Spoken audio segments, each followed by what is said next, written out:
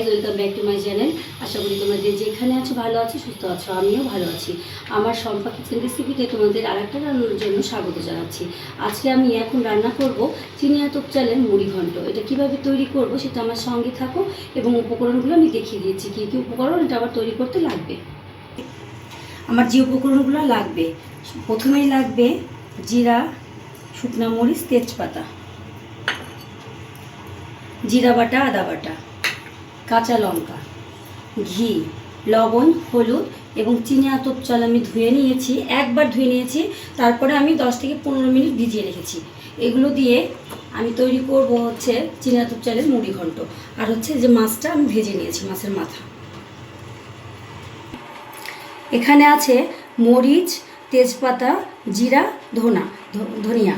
এই ধনিয়াটা আমি শুকনো খোলায় ভেজে নিয়েছি এবং সম্পূর্ণ আমি ব্লেন্ডারে গুঁড়া করে নিয়েছি। এটা আমি ব্যবহার করব রান্নার শেষে, তোমরা দেখবে কখন আমি এটা ব্যবহার করব।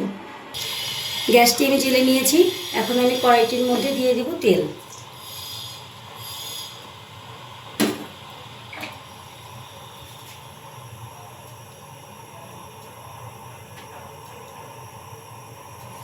তেলটি গরম হওয়ার সঙ্গে সঙ্গে দিয়ে দেব তেজপাতা, শুকনো মরিচ এবং জিরা।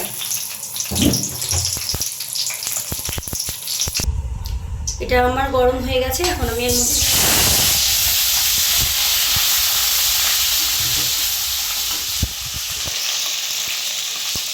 একটু লবণ,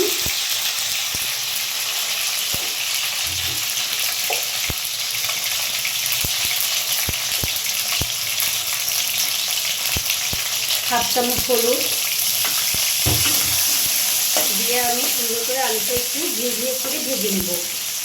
এই ভাজাতে আমার একটু দম হয়ে যাবে আলুটা। আলুটা আমার ভাজা হয়ে গেছে।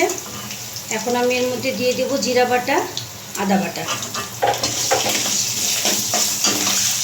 এটা দিয়ে আমি কষিয়ে নেব।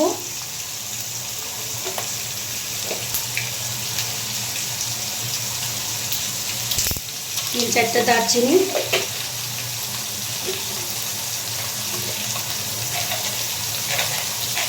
চার পাঁচটা লবঙ্গ,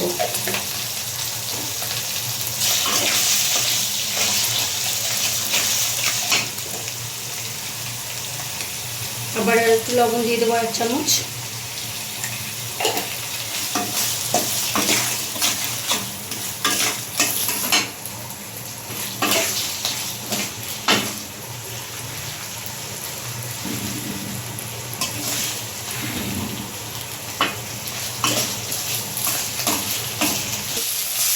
কষিয়ে নিচ্ছি। এর মধ্যে দিয়ে দেবো চেরা কাঁচা লঙ্কা,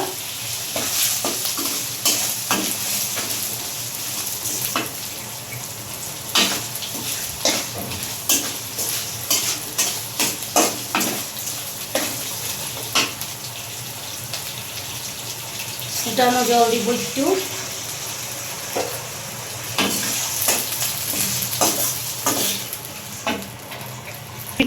আমি যে চিনিয়া তোপ চালটা দিয়ে মুড়ি ঘন্টটা করবো, এটা আমি 15 মিনিট ভিজিয়ে রেখেছিলাম। এখন আমি এই মশলার মধ্যে এটা দিয়ে দেব।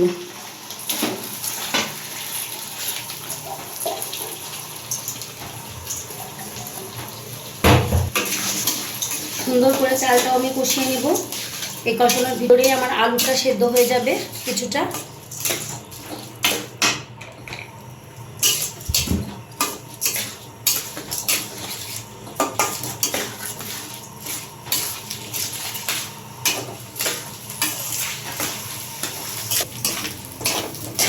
এখন আমি এটা কিছুক্ষণ কষিয়ে নিলাম। কষিয়ে নেবার পরে এখানে 1 পোয়ার মতো চাল আছে, আমি 2 গ্লাসের মতো ফুটানো পানি দিয়ে দিলাম।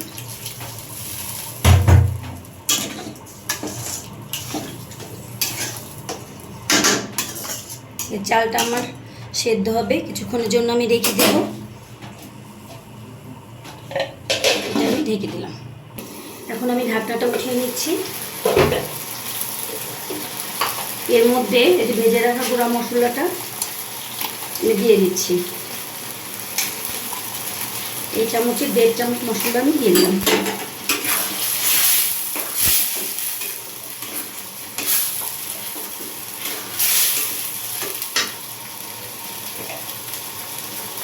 সামান্য পরিমাণে ঘি দিয়ে দিচ্ছি।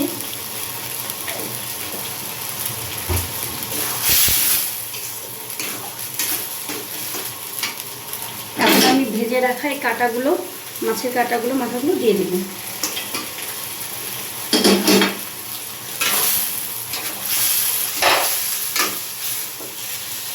ঢাকনিটি এখন আমি তুলে নিলাম।